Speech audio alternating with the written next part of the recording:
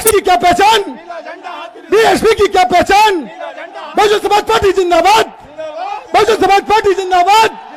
बहन कुमारी मायावती जिंदाबाद, बहन कुमारी मायावती जिंदाबाद। बीएसपी की क्या पहचान, सर्व समाज के सम्मान में, दलितों के सम्मान में, पिछड़ों के सम्मान में, मुसलमानों के सम्मान में, बहन और बेटियों के सम्मान में, बहन और बेटियों के सम्मान में, पुरुषों के सम्मान में, किसानों के सम्मान में। बहन कुमारी मायावती जिंदाबाद, बहन कुमारी मायावती जी जिंदाबाद। हमारे बीच में बहुजन समाज पार्टी की राष्ट्रीय अध्यक्ष, देश के सबसे बड़े प्रदेश उत्तर प्रदेश की 4 बार मुख्यमंत्री रही, दलितों और पिछड़ों अकलियतों के साथ साथ सर्व समाज की नेता, हम सब की नेता बहन कुमारी मायावती जी हमारे बीच में आ चुकी हैं। हम उनका दिल की गहराई से जन सैलाब से कहते हैं, जोरदार स्वागत कर दें माननीय बहन जी का, ताली बजाकर जोरदार स्वागत करें। अब मैं इसी के साथ साथ जो हम लोग तोहफा देते हैं अपनी नेता को, हमारी नेता बहुजन समाज पार्टी की राष्ट्रीय अध्यक्ष हमारे बीच में आ चुकी हैं। हम माने यहाँ के राजेंद्र सोलंकी जी, गिरीश चंद जाटव जी और शर्मा जी, ये सभी लोग मिलकर आए। माननीय बहन जी का जो तोहफा है सोने का मुकुट देकर उनका स्वागत करें। माननीय बहन जी का जोरदार ताली बजाकर स्वागत करें। बहन कुमारी मायावती जिंदाबाद, बहन कुमारी मायावती जिंदाबाद। बीएसपी की क्या पहचान, बीएसपी की क्या पहचान। बहन जी आप संघर्ष करो, बहन जी आप आगे बढ़ो। बहन कुमारी मायावती जिंदाबाद। बीएसपी की क्या पहचान, सर्व समाज के सम्मान में। मैं अपनी नेता, हम सबकी नेता बहन जी से गुजारिश के साथ, और हमारे बीच में जो करतार सिंह नागर जी, माननीय बहन जी कुछ सप्रेम भेंट करना चाहते हैं। करतार सिंह नागर जी, बहन जी, माननीय बहन जी, ये करतार सिंह नागर जी, भाई माननीय करतार सिंह नागर जी यहाँ सप्रेम भेंट देना चाहते हैं। दोनों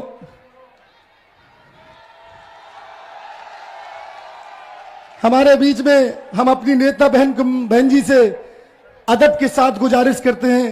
इस जन सैलाब को संबोधित करने का कष्ट करें। माननीय बहन जी, बहन कुमारी मायावती जिंदाबाद। माननीय बहन जी, बीएसपी की इस चुनावी जनसभा में इकट्ठा हुए पार्टी के सभी छोटे बड़े पदाधिकारी एवं कार्यकर्तागण, आज आप लोग देश में व यहाँ आपके उत्तर प्रदेश स्टेट में भी लोकसभा के लिए हो रहे आम चुनाव में अपनी पार्टी के उम्मीदवारों के समर्थन में मुझे सुनने के लिए यहाँ इकट्ठा हुए हैं,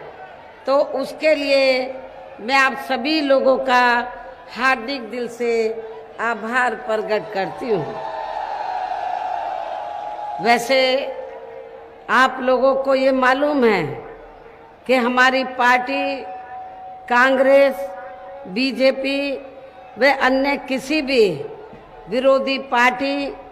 तथा गठबंधन आदि के साथ मिलकर नहीं,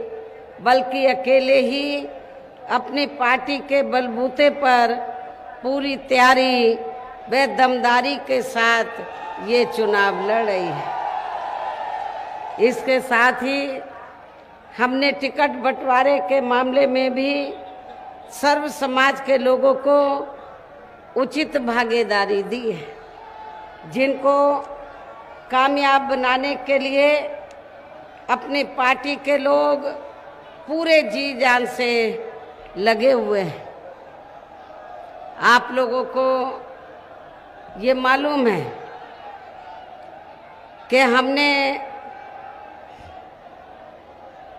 गौतम बुद्ध नगर लोकसभा की सीट से इस बार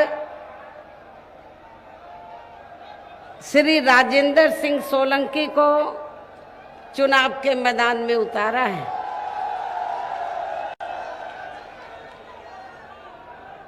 आप लोगों को ये लगता होगा, खास तौर से गुर्जर समाज को,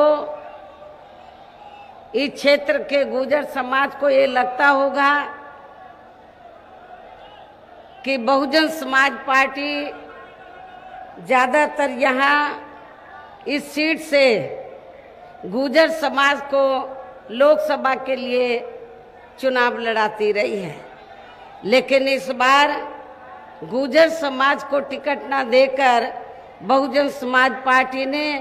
क्षत्रिय समाज से श्री राजेंद्र सिंह सोलंकी को टिकट दिया है। लेकिन ऐसा हमें क्यों करना पड़ा है? ऐसा हमें इसलिए करना पड़ा है कि यहाँ पर हमने पिछले कई चुनावों में, पिछले कई लोकसभा के आम चुनावों में हमने गुर्जर समाज को टिकट दिया, लेकिन वहीं दूसरी तरफ दूसरी पार्टी से भी गुर्जर खड़ा हो जाने के कारण फिर गुर्जर समाज का वोट पिछले कई चुनावों में बढ़ता रहा और जिसका फिर भारतीय जनता पार्टी ने पूरा फायदा उठाया है और भारतीय जनता पार्टी फिर यहाँ से लगातार कई बार चुनाव जीतती रही है। इसलिए हमने ये फैसला लिया कि भारतीय जनता पार्टी को चुनाव में जीतने से रोकने के लिए तो गुर्जर समाज को खड़ा ना करके हमें अन्य किसी और समाज को, क्योंकि यहाँ पर क्षत्रिय समाज की काफ़ी ज़्यादा तादाद है, तो क्षत्रिय समाज को खड़ा करने का फैसला लिया और इस समाज का अन्य किसी भी पार्टी से कोई उम्मीदवार चुनाव के मैदान में नहीं है। लेकिन मैं ये भी कहना चाहूँगी कि गुर्जर समाज के लोगों को ये ऐसा नहीं लगना चाहिए कि बहुजन समाज पार्टी ने इनकी उपेक्षा की है। हमने यदि गौतम बुद्ध नगर लोकसभा की सीट से जब हमने यहाँ से गुर्जर समाज को चुनाव में नहीं खड़ा किया है, तो हमने गुर्जर समाज के व्यक्ति को इस सीट के स्थान पर, आपके नज़दीकी बागपत लोकसभा की सीट है, तो बागपत लोकसभा की सीट से हमने गुर्जर समाज को टिकट दिया है। इसलिए मैं आपको ये बता रही थी कि बहुजन समाज पार्टी ने टिकट बंटवारे के मामले में तो सर्व समाज के लोगों को पूरी भागीदारी दी है। आपके बुलंदशहर लोकसभा की सीट जो गौतम बुद्ध नगर लोकसभा की सीट से एकदम लगी हुई है, तो इस सीट से हमने अपनी पार्टी के सिटिंग एमपी श्री गिरीश चंद्र जाटव को चुनाव के मैदान में उतारा है, जो लंबे अरसे से बहुजन समाज पार्टी की सेवा में लगे रहे हैं। मुरादाबाद मंडल में इन्होंने उधर काफ़ी काम किया है बहुजन समाज को बीएसपी में जोड़ने के लिए, लेकिन यहाँ के लोगों की दिली तमन्ना थी, बुलंदशहर लोकसभा के क्षेत्र के लोगों की दिली तमन्ना थी कि यहाँ पर किसी मजबूत आदमी को इस बार चुनाव के मैदान में उतारा जाए। इसलिए हमने इनको नगीना लोकसभा की सीट से न खड़ा करके आपके बुलंदशहर लोकसभा की सीट से इनको चुनाव के मैदान में उतारा है। हालांकि आज यहाँ आपकी इकट्ठा अपार अपार भीड़, वह भीड़ के जबरदस्त जोश को भी देखकर अब मुझे भी एक काफ़ी हद तक भरोसा हो गया है कि पिछली बार की तरह इस बार भी आप लोग अपने प्रदेश से यहाँ लोकसभा के आम चुनाव में अपनी पार्टी का बेहतर रिजल्ट जरूर लाएंगे। इसके लिए अब मैं आप लोगों का ध्यान कुछ जरूरी बातों की तरफ दिलाना चाहती हूँ और इस संबंध में विशेषकर मैं कांग्रेस, बीजेपी व इनके अन्य सभी सहयोगी दलों के बारे में ये कहना चाहूँगी कि आज़ादी के बाद शुरू में केंद्र व देश के काफ़ी राज्यों में भी ज़्यादातर सत्ता यहाँ कांग्रेस पार्टी के ही हाथों में केंद्रित रही है, किंतु इनकी अधिकांश मामलों में रही गलत नीतियों एवं गलत कार्य प्रणाली आदि की वजह से ही फिर इस पार्टी को केंद्र व काफ़ी राज्यों की भी सत्ता से बाहर होना पड़ा है तथा यही स्थिति इनकी सहयोगी पार्टियों की भी बनी रही है, जिसके कारण ही फिर पिछले कई वर्षों से भारतीय जनता पार्टी व इनके सहयोगी दल केंद्र एवं काफ़ी राज्यों की भी सत्ता में काबिज हो गए हैं, लेकिन इनकी भी ज़्यादातर रही जातिवादी, पूंजीवादी, संकीर्ण, सांप्रदायिक व द्वेषपूर्ण नीतियों एवं कार्य प्रणाली आदि से तथा इनकी कथनी व करनी में भी काफ़ी अंतर होने की वजह से अब ऐसा लगता है कि इस बार यह पार्टी भी यानी कि भारतीय जनता पार्टी भी केंद्र की सत्ता में आसानी से वापस आने वाली नहीं है, बशर्ते यदि ये चुनाव इस बार फ्री एंड फेयर होता है तथा आम चर्चा के मुताबिक वोटिंग मशीनों में भी कोई गड़बड़ी आदि नहीं की जाती हैं और वैसे भी इस बार चुनाव में इनकी कोई भी पुरानी व नई चल रही नाटकबाजी, जुमलेबाजी व गारंटी आदि काम में आने वाली नहीं है, क्योंकि अब देश की जनता काफ़ी हद तक इस बात को समझ चुकी है कि इनकी पार्टी ने अब तक देश के विशेषकर गरीबों, कमज़ोर तबकों, मध्यम वर्गीय एवं अन्य मेहनतकश लोगों को जो इन्हें अच्छे दिन दिखाने के असंख्य प्रलोभन भरे वायदे किए हैं तथा अनेकों हवाई व कागजी गारंटी आदि भी दी है, तो उनका जमीनी हकीकत में अभी तक भी इन्होंने लगभग इसका 1/4 हिस्सा भी कार्य पूरा नहीं किया है, बल्कि इसके स्थान पर इनका ज़्यादातर समय व ताकत भी यहाँ इनके अपने चहेते रहे बड़े बड़े पूंजीपतियों एवं धन्ना सेठों को ही ज़्यादा से ज़्यादा मालामाल व धनवान आदि बनाने में तथा उन्हें हर स्तर पर छूट देने व बचाने में ही लगी रही है, जिनके अधिकांश आर्थिक सहयोग से ही ये पार्टी व अन्य पार्टियां भी अपना संगठन चलाती हैं तथा चुनाव आदि भी लड़ाती हैं, जिसका काफ़ी कुछ खुलासा बॉन्ड की आई रिपोर्ट से भी हो जाता है। इसके साथ ही अब ऐसा लगता है कि कांग्रेस पार्टी की तरह ही बीजेपी ने भी केंद्र की तमाम सरकारी जांच एजेंसियों का ज़्यादातर राजनीतिकरण ही कर दिया है। इसके अलावा देश के किसान वर्ग भी वर्तमान बीजेपी की सरकार में शुरू से ही अपनी विभिन्न समस्याओं को लेकर काफ़ी ज़्यादा दुखी व परेशान रहे हैं और अभी भी है, और ख़ासकर आपके गौतम बुद्ध नगर में ज़िले में व बुलंदशहर ज़िले में तो यहाँ डेवलपमेंट के नाम पर,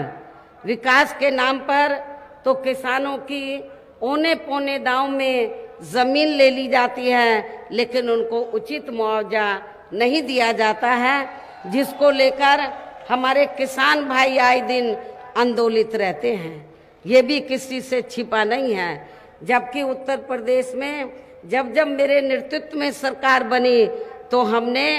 पूरे उत्तर प्रदेश में और खासकर गौतम बुद्ध नगर जिले में और बुलंदशहर में हमने किसानों को जो भी डेवलपमेंट के नाम पर सरकार ने जमीन ली तो हमने किसानों को उचित उनकी जमीन का मुआवजा दिया है। जबकि यूपी में 4 बार हमारी पार्टी की रही सरकार ने किसानों के हितों का भी हर स्तर पर विशेष ध्यान रखा है। इतना ही नहीं बल्कि केंद्र में पूर्व की रही कांग्रेसी सरकार की तरह ही वर्तमान भाजपा सरकार में भी इनकी जातिवादी, हीन,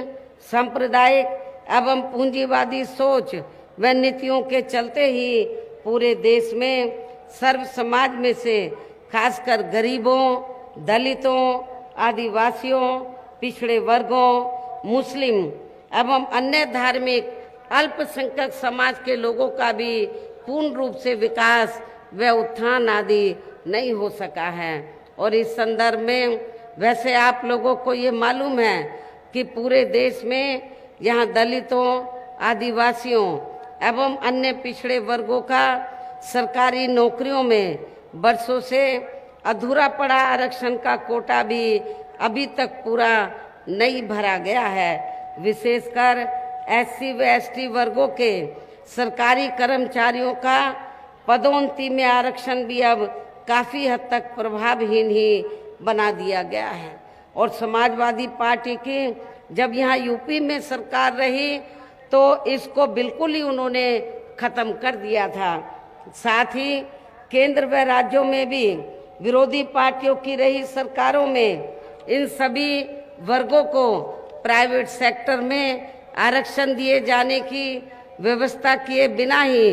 इनकी सरकारों के ज़्यादातर सरकारी कार्य अब प्राइवेट सेक्टर के जरिए ही इनके बड़े बड़े पूंजीपतियों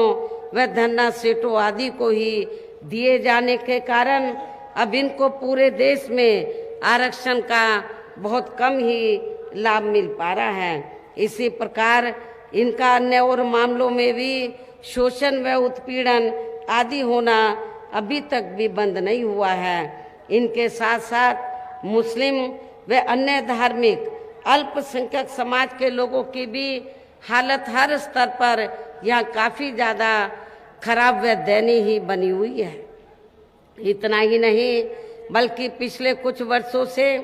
केंद्र व अधिकांश राज्यों में भी बीजेपी व आरएसएस की सरकारों के चलते हुए अब इनका विकास एवं उत्थान आदि होना भी काफ़ी हद तक बंद सा हो गया है। आए दिन इन पर खासकर हिंदुत्व की आड़ में हो रही जुल्म जाति भी यहाँ काफ़ी ज़्यादा चरम सीमा पर पहुँच चुकी है। इनके साथ साथ अपर कास्ट समाज में से विशेषकर गरीब लोगों की भी हालत हमें कोई खास अच्छी नज़र नहीं आती है। इनकी गलत कृषि नीतियों के कारण किसान वर्ग भी आए दिन आंदोलित ही रहता है। साथ ही इनकी गलत आर्थिक नीतियों की वजह से देश की अर्थव्यवस्था पर भी इसका काफ़ी बुरा प्रभाव पड़ा है, जिससे यहाँ विशेषकर छोटे एवं मध्यम वर्गीय व्यापारी वर्ग भी काफ़ी ज़्यादा दुखी व परेशान हैं। और अब केंद्र में पूर्व की रही सरकारों की तरह ही वर्तमान भाजपा सरकार में भी यहाँ पूरे देश में गरीबी, बेरोजगारी एवं महंगाई आदि भी लगातार काफ़ी ज़्यादा बढ़ रही है। देश में हर स्तर पर फैला भ्रष्टाचार भी अभी तक खत्म नहीं हुआ है। साथ ही अपने देश की सीमाएं भी अभी तक पूरे तौर से सुरक्षित नहीं हैं। ये भी बड़ी चिंता की बात है। ऐसे में अब आप लोगों को देश में हो रहे लोकसभा आम चुनाव में कांग्रेस, बीजेपी व इनकी सहयोगी पार्टियों को भी केंद्र की सत्ता में आने से जरूर रोकना है। जिनकी गलत नीतियों व गलत कार्य प्रणाली आदि को आप लोग काफ़ी हद तक आजमा भी चुके हैं। ऐसी स्थिति में अब ये विरोधी पार्टियां इस चुनाव में भी किस्म किस्म के साम दाम दंड भेद आदि अनेकों हथकंडे इस्तेमाल करके केंद्र की सत्ता में आने की भी पूरी कोशिश में लगी हैं। ये सभी विरोधी पार्टियां किस्म किस्म के हथकंडे इस्तेमाल करके तो केंद्र की सत्ता में आने की पूरी कोशिश में लगी हैं, जिनसे अपनी पार्टी के लोगों को हर स्तर पर काफ़ी ज़्यादा सावधान रहना है। और इस मामले में विरोधी पार्टियां अपने अपने पक्ष में हवा बनाने के लिए खासकर मीडिया, ओपिनियन पोल व सर्वे आदि का जो बड़े पैमाने पर इस्तेमाल कर रही हैं, तो उनसे भी अपनी पार्टी के लोगों को बिल्कुल भी गुमराह नहीं होना है। इसके साथ ही विरोधी पार्टियों के विभिन्न रूपों में जारी किए गए इनके हवाई व प्रलोभन भरे चुनावी घोषणा पत्रों एवं वायदों आदि के बहकावे में भी अपनी पार्टी के लोगों को कतई नहीं आना है, जिन्हें ये पार्टियां चुनाव खत्म होने के बाद ज़्यादातर अमल में नहीं लाती हैं। और अब जिन पर से देश की जनता का अधिकांश विश्वास ही उठ गया है, यही खास वजह है कि हमारी पार्टी किसी भी चुनाव में अपनी पार्टी का कोई भी चुनावी घोषणा पत्र आदि जारी नहीं करती है। वैसे भी हमारी पार्टी किसी भी मामले में कहने में बहुत कम बल्कि कार्य करके दिखाने में ही ज़्यादा विश्वास रखती है। और इस बात का सबसे बड़ा सबूत ये है कि उत्तर प्रदेश में 4 बार हमारी पार्टी के नेतृत्व में रही सरकार ने चुनाव में अपनी पार्टी के बिना कोई जारी किए गए चुनावी घोषणा पत्र के ही प्रदेश व आम जनहित में काफ़ी कुछ ऐतिहासिक कार्य करके दिखाए हैं, जिनकी अब देश में अधिकांश पार्टियों की सरकारें काफ़ी नकल भी कर रही हैं। जबकि इस मामले में हमारी पार्टी का ये कहना है कि यदि इन पार्टियों के स्थान पर केंद्र में हमें अपनी पार्टी की सरकार बनाने का मौका मिलता है, तो फिर हमारी पार्टी की बनी सरकार केंद्र में जहां अब तक की रही सभी विरोधी पार्टियों की सरकारों की तरह यहां केवल हवाई व कागजी कार्य आदि नहीं करेगी, बल्कि उत्तर प्रदेश की तरह ही जमीनी हकीकत में ठोस कार्य करके दिखाएगी। और इस संदर्भ में आप लोगों को वैसे ये मालूम है कि जब उत्तर प्रदेश में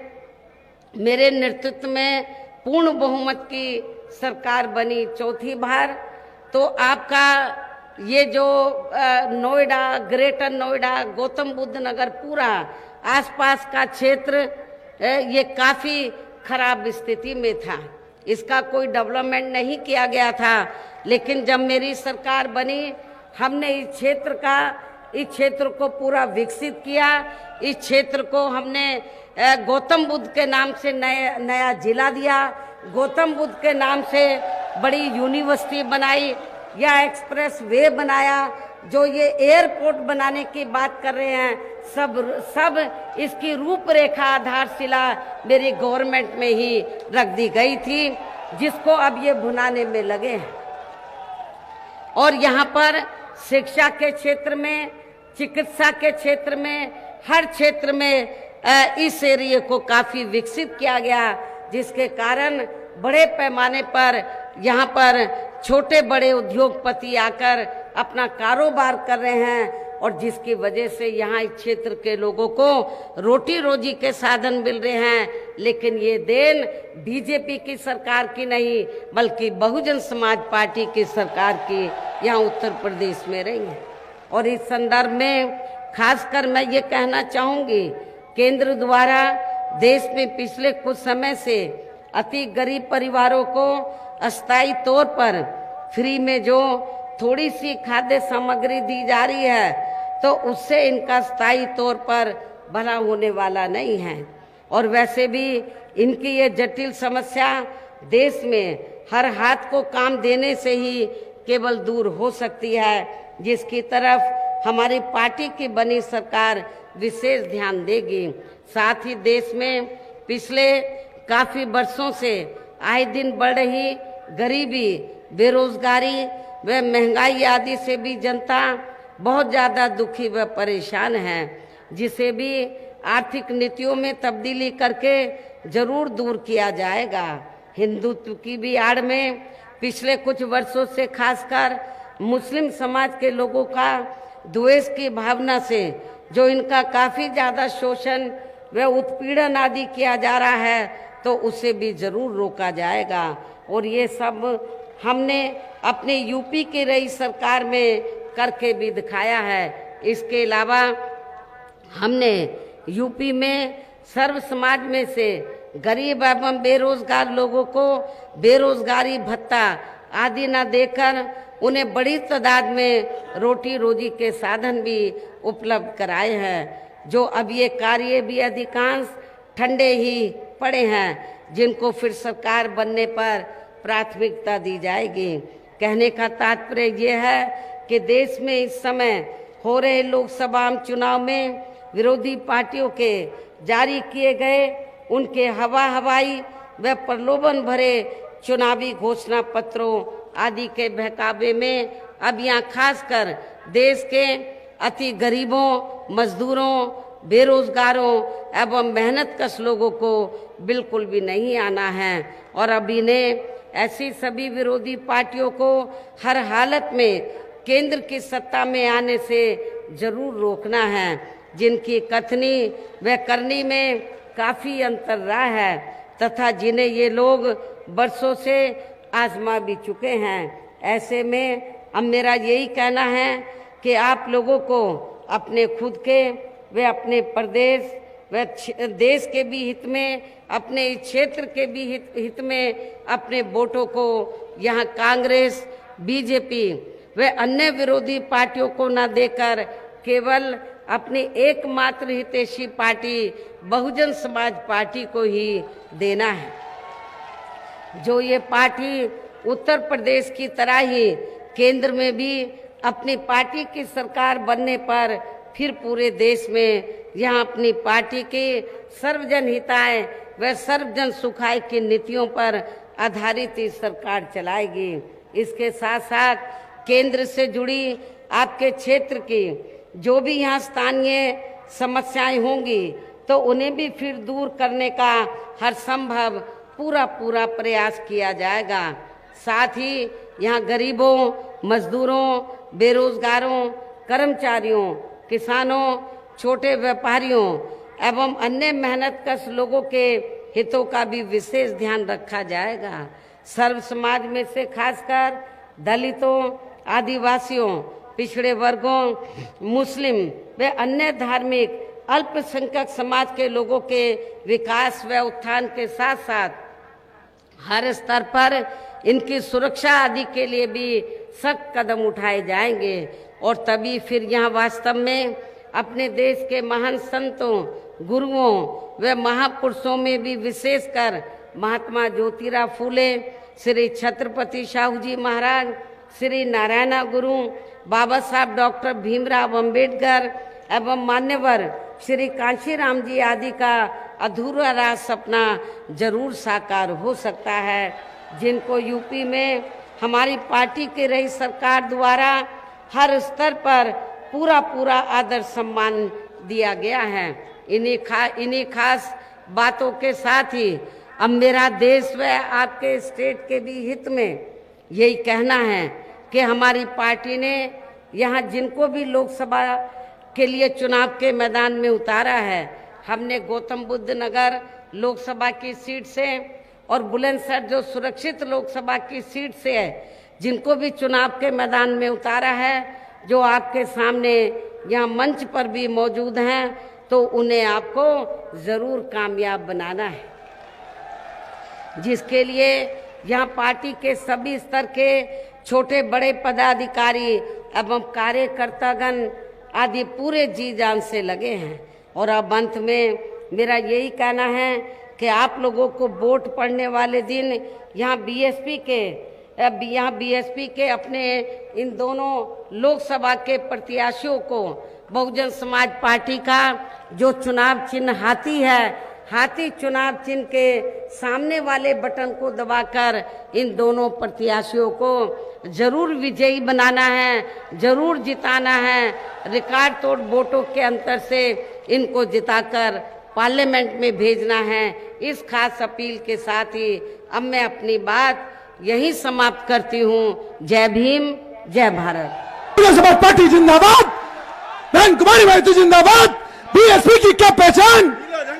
बहन जी आप संघर्ष करो, बहन जी आप आगे बढ़ो।